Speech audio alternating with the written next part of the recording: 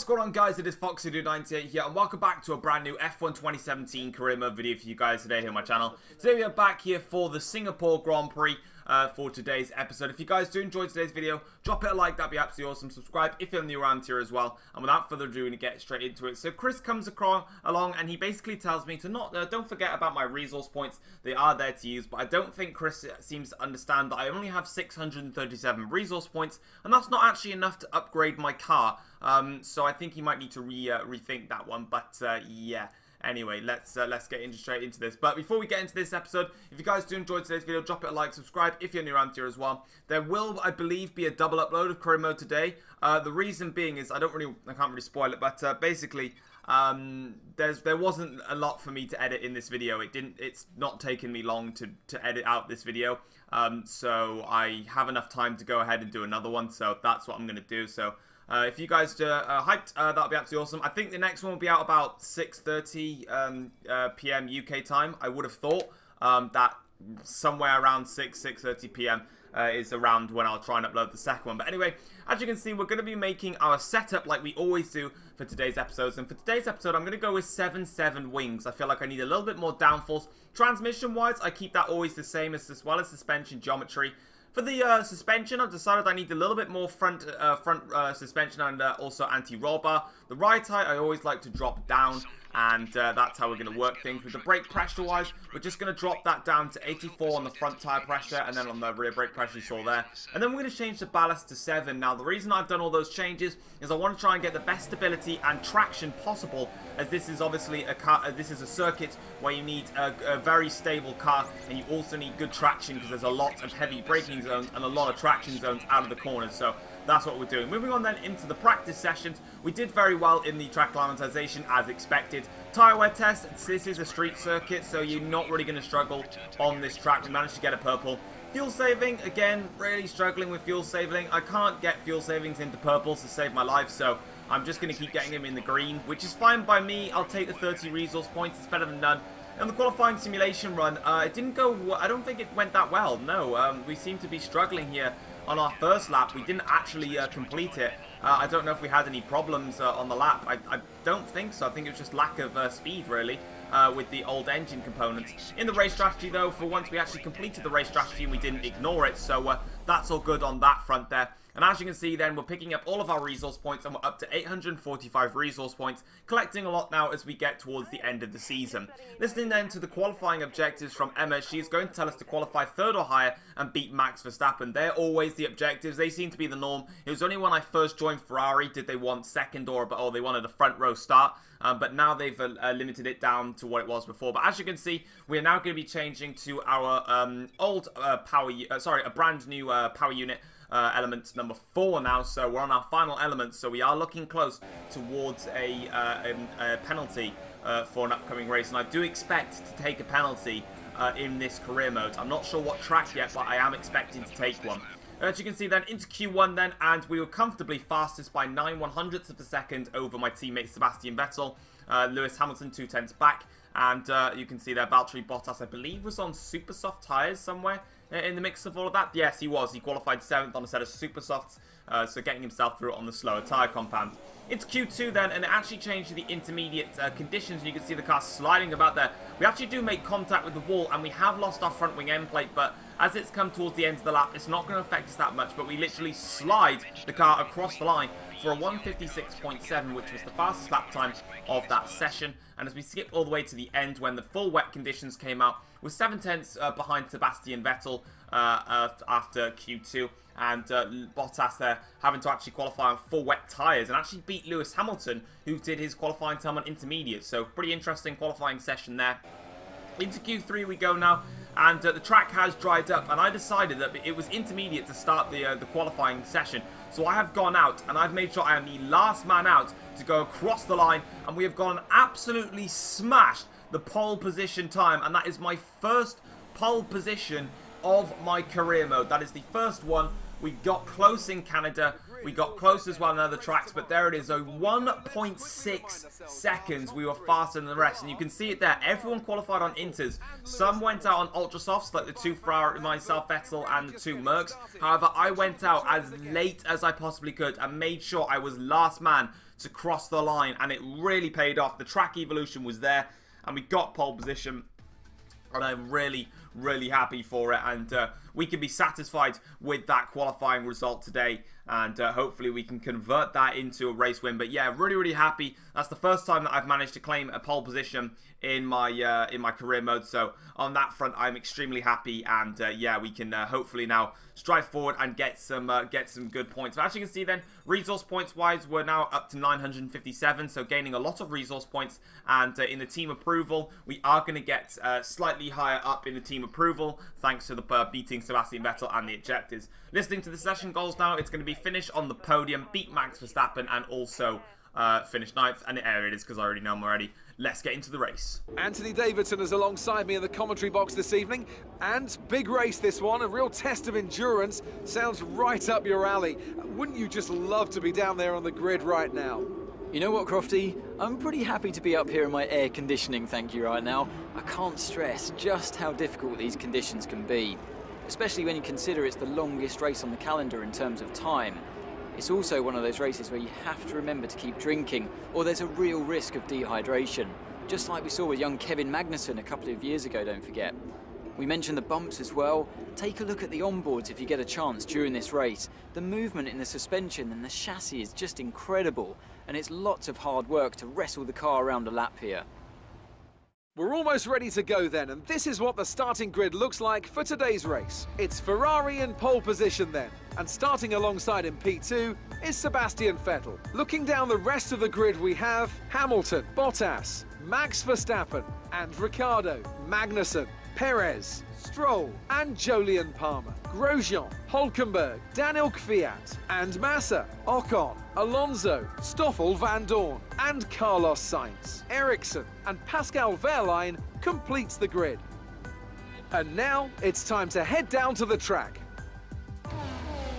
Alright then guys, as you can see, we're on the grid now here for the Singapore Grand Prix, and as it was a wet Q2 session, it gave us the opportunity to have a freedom of tyre choice going into the race. So the team has suggested that we actually start the race on the slightly slower super soft compound tyres and then make the switch to the ultra soft tyres later on in the race. So that's exactly what we're going to be doing. My teammate Vettel is going to be starting the race on the ultra soft tyres, the faster tyre, and then he's going to swap to super soft I would have expected near the end of the race. So yeah, as you can see here on the grid now, we've got 5 red lights here, and it is lights out. Here we go here for the Singapore Grand Prix. It's been an okay getaway from us. It's actually not been the best of starts. Secondary phase is not too bad, but into turn 1, Vettel's alongside me, so I'm going to have to give him the room there. And going across the curbing a little bit, I gave basically lots and lots of room to make sure there was no contact, but it is a very clean start from the entire field actually as we come towards turn 4 now, clipping the curb there, and now onto the back straight for the very first time in this Grand Prix. Sebastian Vettel is there right behind me. We've got Lewis Hamilton in 3rd, I believe Bottas is in 4th, and then the 2 Red Bulls further behind now as we continue to try and strive on with. The gap is 3/10 now after the first sector, which isn't the best, but hopefully we can try and pull that back later on in the Grand Prix there as we get a very nice run out of these corners as we can now just try to start to settle ourselves into the Grand Prix a little bit. We can't be phased, as you can see there. Vettel very close behind as he is on the faster tyres, but you can already see on the minimap that the top 3, myself, Vettel and Hamilton, are pulling away very quickly from the rest of the field. So my guess is we get a snap of oversteer there and we fly through this bridge section. I'm missing the apex of the hairpins. Not too bad because we can get a better exit speed. You can see that it is actually Bottas in 4th place, but he's starting to drop back already for myself as myself and Vettel look to pound further up the field. You can see Hamilton 1.1 seconds behind already in the middle sector alone. So you can see here that this Ferrari is working well in the early phases of this race in the Singapore Grand Prix. Let's see if Mercedes can fight back though in towards the final sectors now. You can see coming through the little tunnel here and coming out the other side now towards the end of this Grand Prix circuit. And as you can see, that is the first lap all but done and dusted, and you can see now the gap between myself and Vettel very firm, probably about 0.6 of a second I'd say. As we come across the line to set the fast lap of the race so far, Vettel's, well, he's actually bang on 0.6 behind. Wow, I'm brilliant at this. And you can see onto lap 2 we are all done in that sense. We can just continue on our way now and start getting settled into the Singapore Grand Prix with Vettel not really causing major threats behind. Skipping all the way to lap 8 of the Grand Prix now, my closest rival is Sebastian Vettel. He's 3 seconds behind me, and the other Mercs are very far behind. So the only person that can really challenge me in this race is Vettel. He's going to be pitting early for a set of super soft tyres, and then obviously he will have a big undercut on myself. And I want to let you know, we've got yellow flags behind. We have got yellow flags. Someone has had a problem. Is that my team? That's Vettel. Vettel's got a problem. You can see it down on the mini-map there. He's been overtaken by everyone, which means he's going to pull over to the side of the Grand Prix track. And that is going to be Vettel there. Yes, he's pulled over. And Vettel is out of the Singapore Grand Prix. That is huge for the Drivers' Championship. That is massive for the World Drivers' Championship title fight between myself and Sebastian Vettel, because he was the closest to me. I think the gap was 7 points as we get a snap of oversee on lap 17. But Vettel was so close in the championship, and that has just literally blown the championship, and the pendulum has swung right into my favour in this entire season. That DNF is huge. But on to lap 17 of the Singapore Grand Prix, things have just been going really well for myself. And when I said that Vettel was my closest challenger, as soon as he retired from the Grand Prix on lap 8, Lewis Hamilton was my closest rival, 10 seconds behind. Me and Sebastian were dominating the Singapore Grand Prix, and I was expecting to have a massive fight with him, but as you can see from the background, I'm kind of alone. Yeah, I've never had this feeling in my Ferrari so far, but I'm dominating is the one way to put it out there. Verstappen 29 seconds back. That's obviously less. You can see them. They're only coming through 1 and 2 right now. Lap 19 onto lap 20, we set a 140.7, which is the fastest lap of the race so far, and that wasn't even in rich mixture, so that kind of says something. I didn't put the car into rich. Onto lap 20 of the Grand Prix now, I cranked up the car into rich mixture on some of the straights to go out there and just basically entertain myself, because as you can quite clearly see, I'm just driving around the track consistently with no one near me, and we set a 140.520 for a new fastest lap.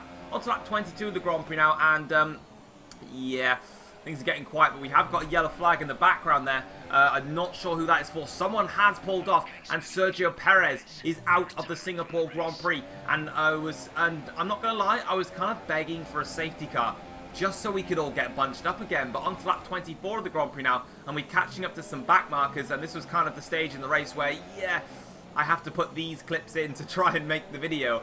We're passing Fernando Alonso as our lapped car, and also attacking Hulkenberg. And the funny thing is in qualifying, I went and I actually got pole, obviously you saw, by 1.2 seconds as Palmer retires from the Grand Prix. As soon as this race was about to go ahead, I quit to the main menu, and I increased the AI difficulty to 105. Now, I put it to 105 to try and basically make it harder for myself.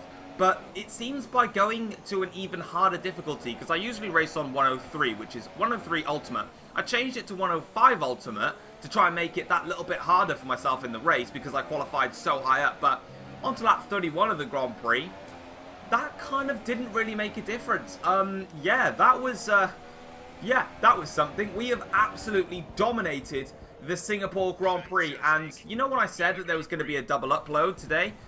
This is why. I have literally had like 2 minutes to edit this video. It's taken like no time at all, because I have had to put in 2 replay cameras, and that was it. And in terms of recording the Singapore Grand Prix, come to editing it in my Elgato, it was just a case of get the DNFs and get the lap cars. Apart from that, just cut everything else out. So yeah, I didn't want to leave this as my one and only video, because I just didn't think it was exciting enough. So this video is going to get out as quick as I can, hopefully by 3 PM if I could do that UK time, and then I'm going to go and crack on with another video, which is the Malaysian Grand Prix, which I know straight away has got a lot of action in it. So hopefully the Malaysian Grand Prix can basically live up to the fact that this one didn't really have a lot in it. But nonetheless, in terms of the race itself, boring or entertaining, we picked up the race win, and that is absolutely crucial for us in the Drivers' Championship. That is back-to-back wins now in this career mode, which I think I was about to say is the first time, but I realised that I went on a massive race win streak with Force India. So yeah, but that is back-to-back wins,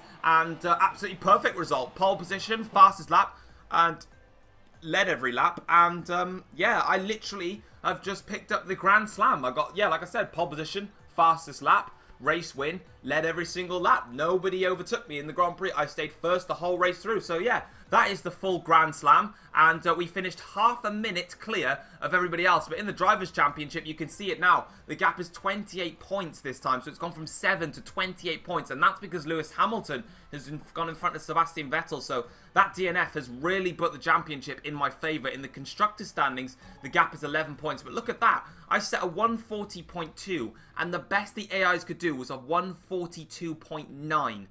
I honestly have a feeling that they might have been running older engine units, because I've never had such domination, and I turned up the difficulty to make it harder, and I still finished half a minute clear in a 31 lap race. In 31 laps, I won by 30.5 seconds. That's an average of a second a lap. So I don't really know. But anyway, as you can see then, we pick up all of the resource points. It's 1,000 resource points now, and we are closing further ahead from Verstappen. In the drivers' team approval, we are now very clear in front, and there are the points there. But guys, that is going to wrap it up for today's F1 2017 career mode with Ferrari around Singapore. If you guys have enjoyed today's video, don't forget to drop it a like and subscribe if you're new around here, guys.